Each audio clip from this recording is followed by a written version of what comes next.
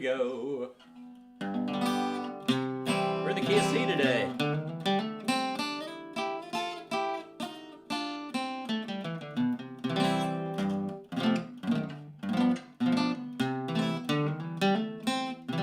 Hey, everybody's here. The gang's all here. The gang's all here. You're here for Guitar Backup for Duffers, Session 2, Lesson 6. Let's get it on. Hey, have you gone and got your new picks?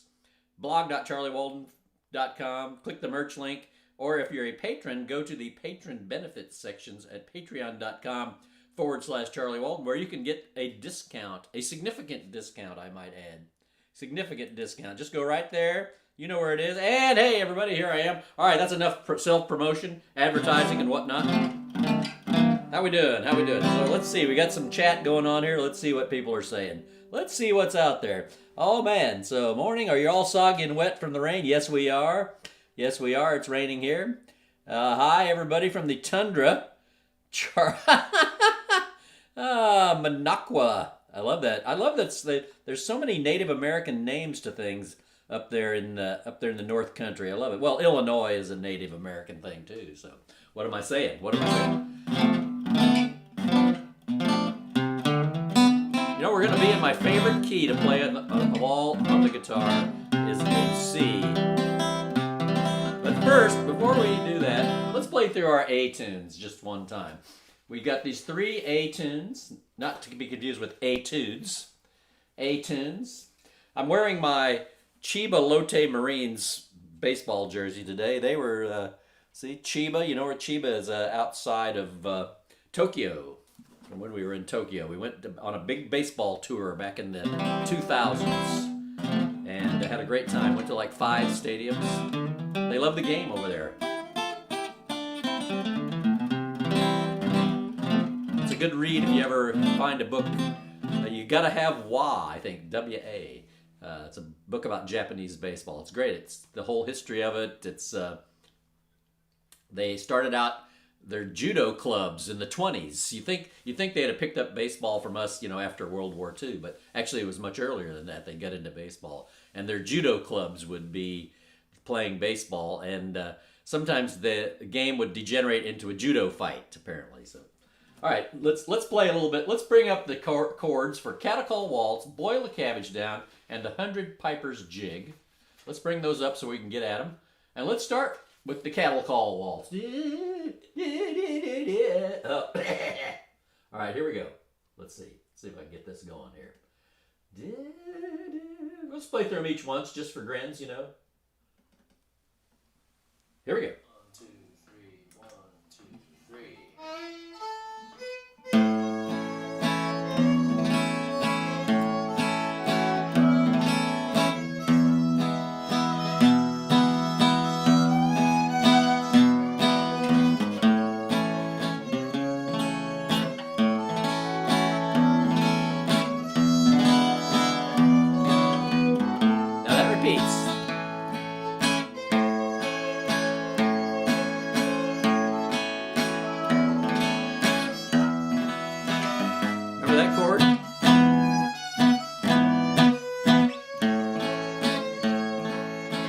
Sorry.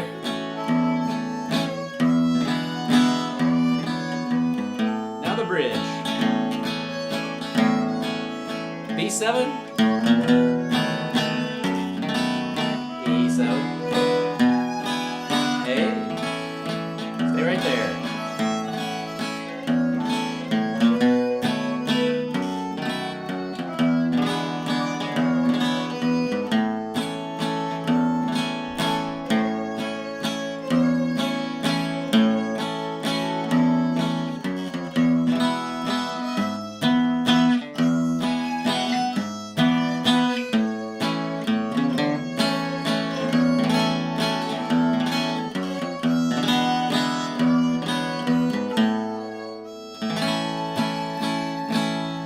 Good job, good job. All right, the old cattle call. The only funny thing we learned there, you know, is that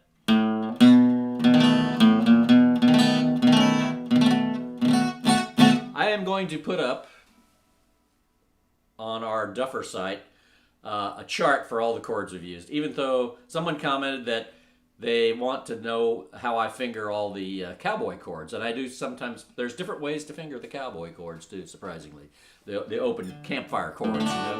So I'm going to put up a little chart this weekend in the Duffer file for the guitar for Duffers, the Duffer stuff for Duffers, and show you how I finger all those chords, and I'll have those new movable chord forms in there we've done too. I owe you that. I know I owe you that. Now, there's only 2 more sessions. So this session we're starting in on C after we play through a couple of these. And then next week, another C tune.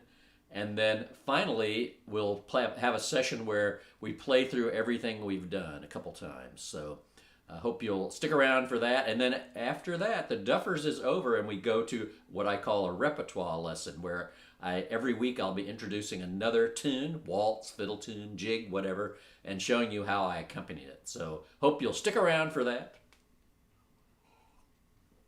All right, let's see what we got here. Something about the possum picks was said. Here with my possum picks. Excellent. All right. Hey, Doug, how you doing?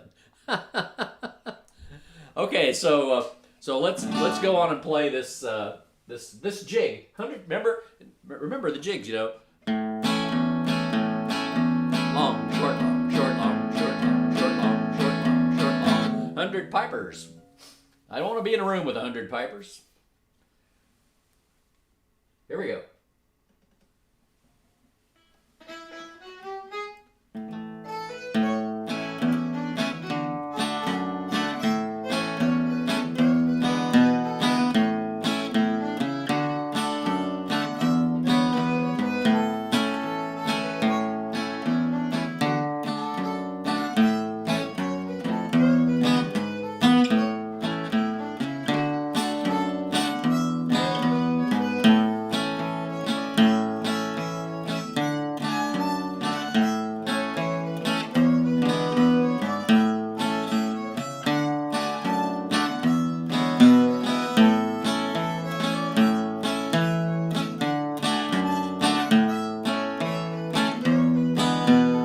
I can keep time.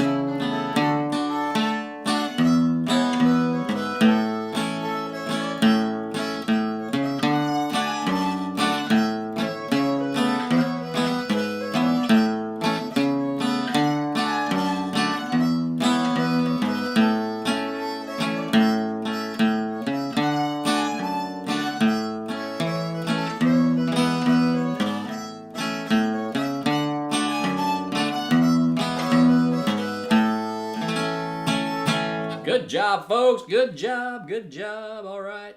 So let's see here. Everybody's loving these possum picks, I tell you.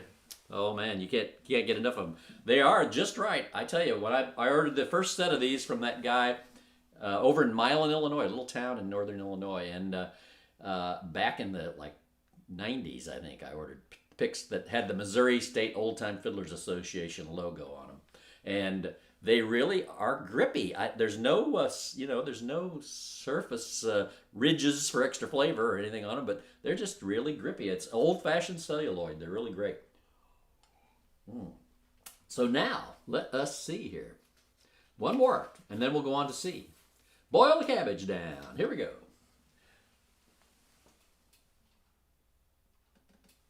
Come on, baby.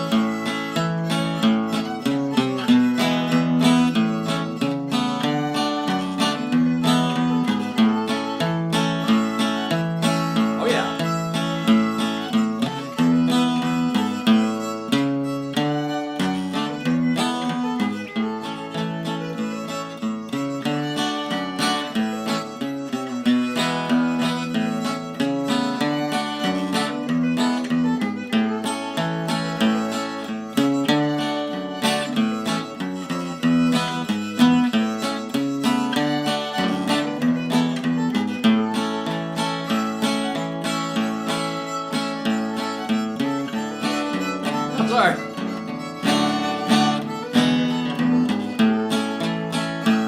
I'm fired.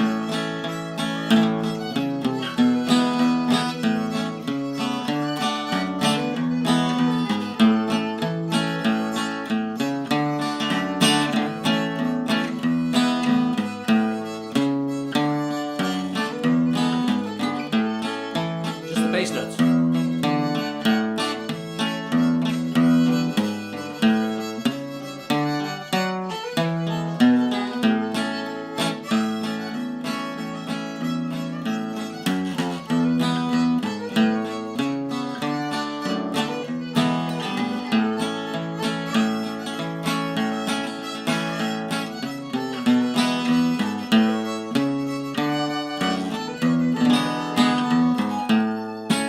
Good job, good job. Hey, that's great. I love that. I love that kind of thing. You know, let's do a little theory thing here now. You know, I said when you're getting from A to D, you use a C sharp. Well, that's the third, right?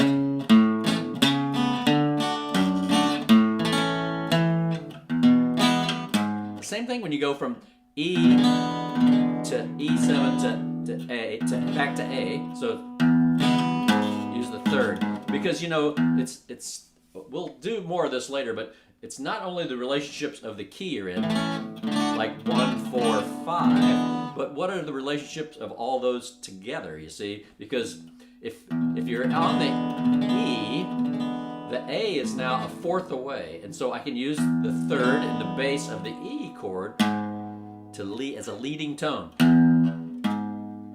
If I do this, it desperately wants to do this. And it's those passing tones, selecting those bass notes, that gives your accompaniment drive. It gives it push. It gives it forward momentum. You know, where it's safe always to just play that 1 and 5, you know.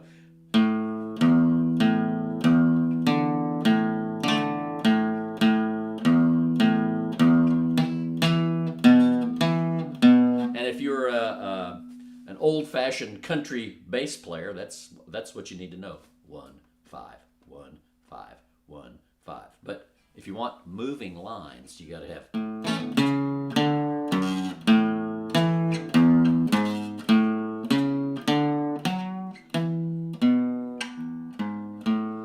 So you got to think in terms of motion, moving the line along. You don't have to have a complete walking bass line, but that's good too if you can incorporate that, and we'll incorporate that on some things too. But think about motion. If you just play 1 and 5, and then I'm talking about within the chord, you know, 1, 5, 1, 5, which some bass players call eat bass. Eat,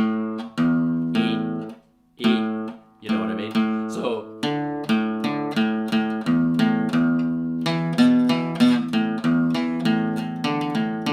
but if you're playing for Merle Haggard, you know, She's a good-hearted woman. And boom, boom, boom. No, that's Chris Christopherson, sorry. But that's, you get the idea. That kind of simple country bass was like always 1 and 5. Boom, boom, boom, boom, boom. But we want a little more than that. All right, so let's go on to the key of C. Like I said earlier, my favorite key to play accompaniment, and there's so much cool stuff you can do.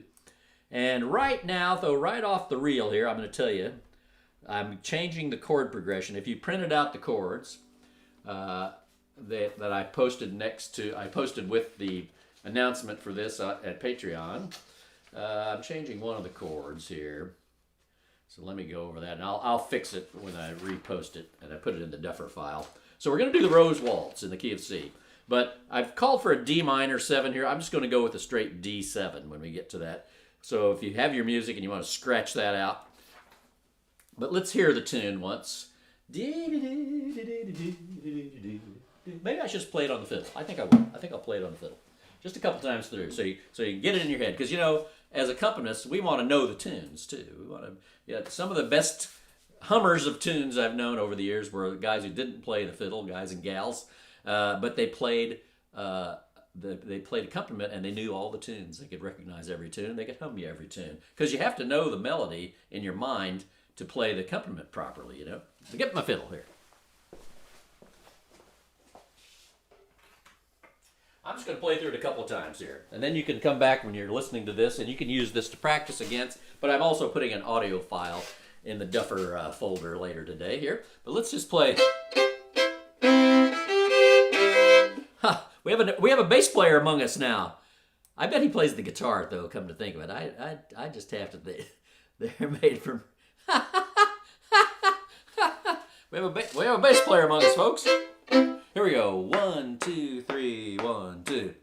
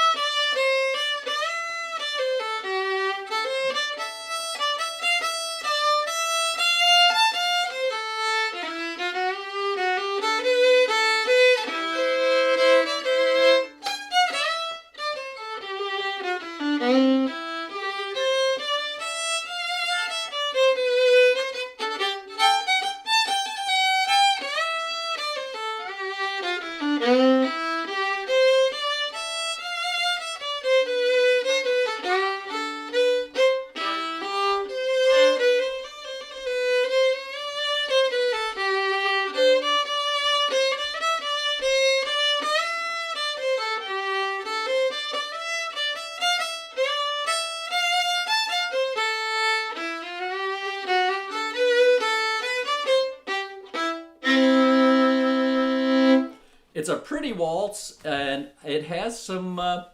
It soars a little bit. That's what Patty always says. That tune soars, and you know the second part it does soar. And when old Cyril Stinnett used to play this, he had a certain type of intonation that he used that made the tune sound edgy, and he'd hold and draw out big notes.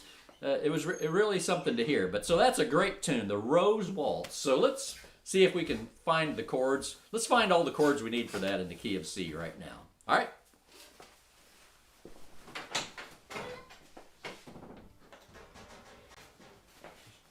Here we go. Here we go. I got the pure possum pick. Yes, they're made from possum bones, I believe. All right, so, so the chords we need, this is just regular old C. Remember, just garden variety C. Everybody knows that. And then I like to alternate my bass. Now you can play it like this and cover both.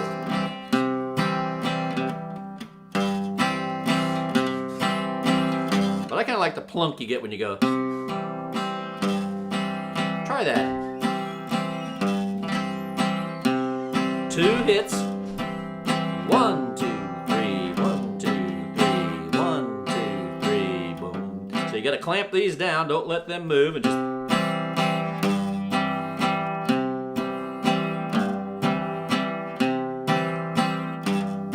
Yeah, good job. And then we got a G or G7. And you know what? If this guy's not doing any work right now, the pinky. Let's put him in right here on the. Put him on the 3rd fret of the D string. Now you get a full-throated G7 chord.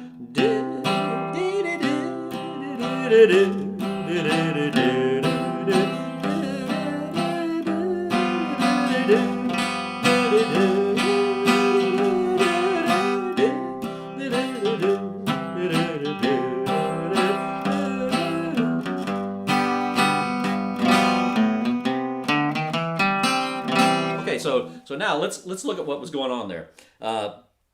So C, they got like 4 bars of C.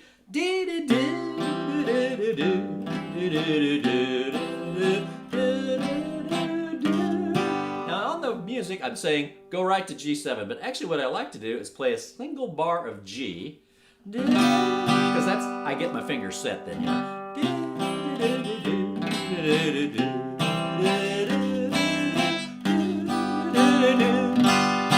Then I go to my G7, and in this case I'm just playing, it's G on the E string, B on the A string, open D, open G, open B, then your pinky on the 1st fret of the E string. And like I said, you can add that, put this pinky, not my pinky, my index finger, sorry, that would be like the twister of all chords if you had to use your pinky for that. No, it's the index finger, sorry, so let me run over that again. 3rd finger here, just like regular G, regular G, and then basically just take your 1st finger, lift your pinky off and put your 1st finger on the 1st fret of the E string.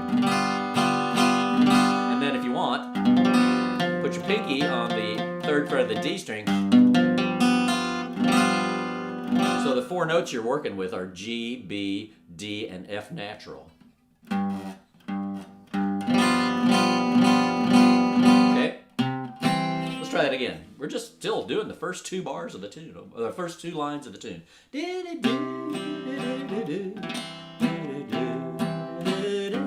Now go to G, and then G7, and then a big G7. C natural, C major, sorry.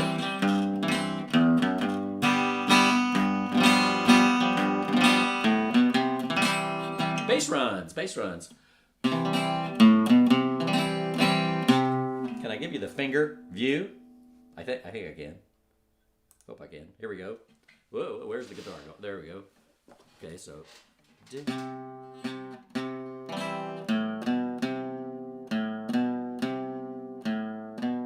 It's all the A string. A, B, C.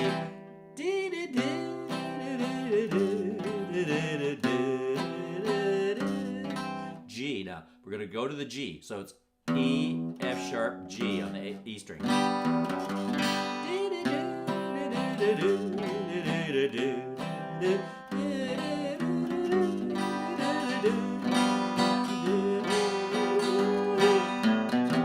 Aha, I went A, B, C, It's easy as 1, 2, 3, you know, according to Michael Jackson.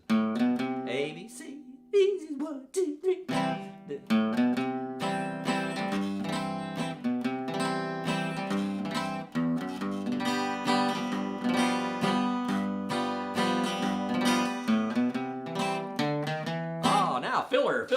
Filler. You gotta have some filler. Everybody loves filler.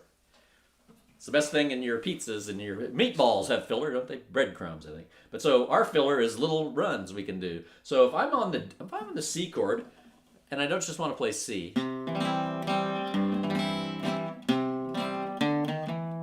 just a place marker, a little something to do in the meantime, you know, because that's 4 bars of C. It's not very exciting.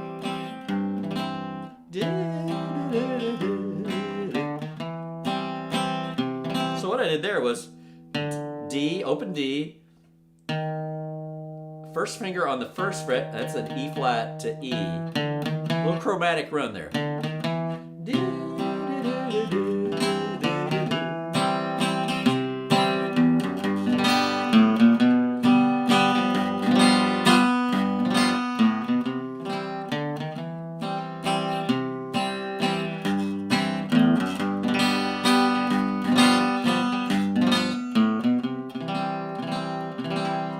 let's look at that one time here, up close. Where do I need to go? What's it? Oh, this way, this way.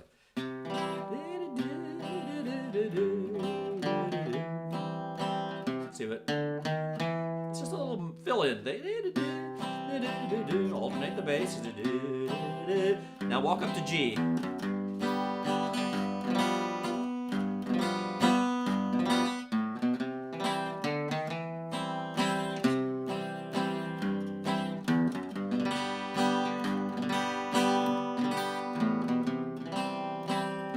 Okay, let's listen to the tune. Let's have the tune played, and then we'll play along with it. Just little bits of it. Here we go. Here we go. Here we go. Oh.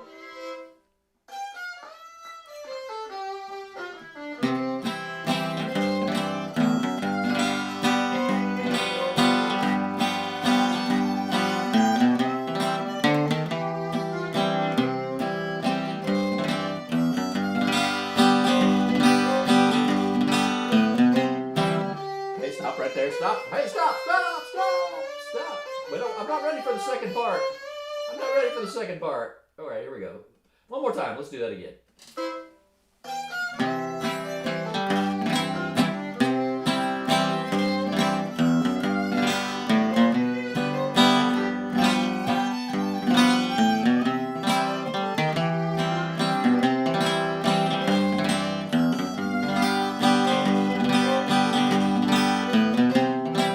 Okay, stop right there. Stop right there. On to the second part. Second part goes do do do. This is the part that has a little builds. Do do do do do do and to G.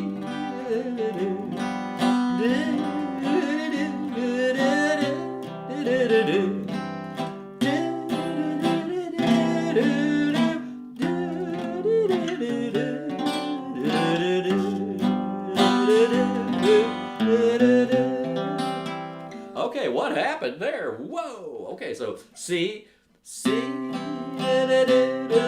to G, and G7. Hold that. Hold it. No. Wait. Now, and to C. And C7. Remember that? Remember C7? Show you again.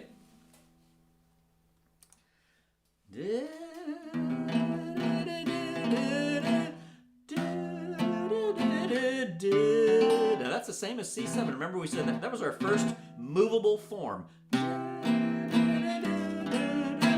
F. That's the same. This exact same chord.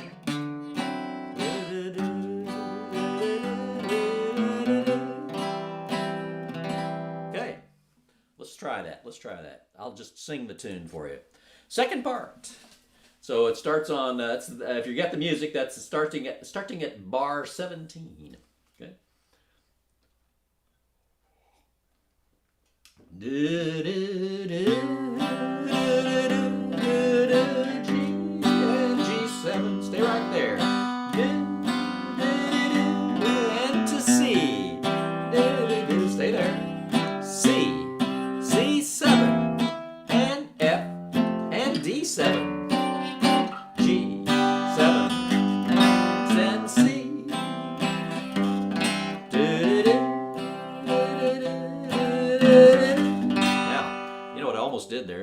Almost did a horrific mistake. I almost played G, C to C7. You can't go from C7 to G. It just don't work, folks. If I play C7, there's really only one place to go from there, and that's to this. And, well, unless I'm playing blues, that's it. But that's a whole different thing. But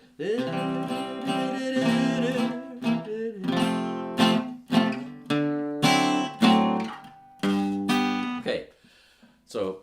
Don't play C7 if you're headed for G, because it just ain't right. If you're headed for F, play that C7. Okay, because 1 to 4, the 7th chord of the 1 chord goes really good to get you to that 4 chord. Okay, all right. So here we go. And to G and G7. Play big. Walk up to C. Stay right there.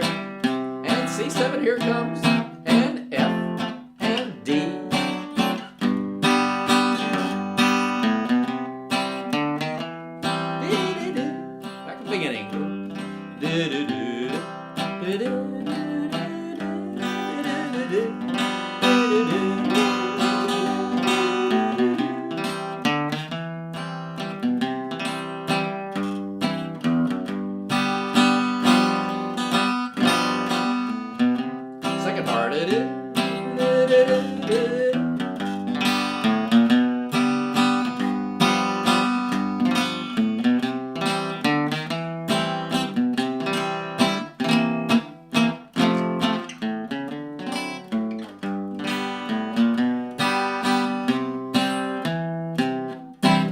that's all we got time for today. Man, oh man, was this fun. I love playing this thing. I love that you're playing this thing. So see you next week. We'll go on with Rose Waltz, and we'll go to the next tune in C, which will be a Pete McMahan tune called Ford One Step. It's a cute little tune. It's a one step. I asked Pete once, how do you dance a one step? And he said, 1, 1, 1, 1. You know, it's not a two step, so you just go back and forth. That's a one step. Everybody can do that. If you can walk, you can do a one step. It's a one dance you can teach almost anyone, even me. All right, we'll see you next time. Enjoyed it. Take her easy. Bye-bye. Bye-bye. Bow to your partner And and to your corner.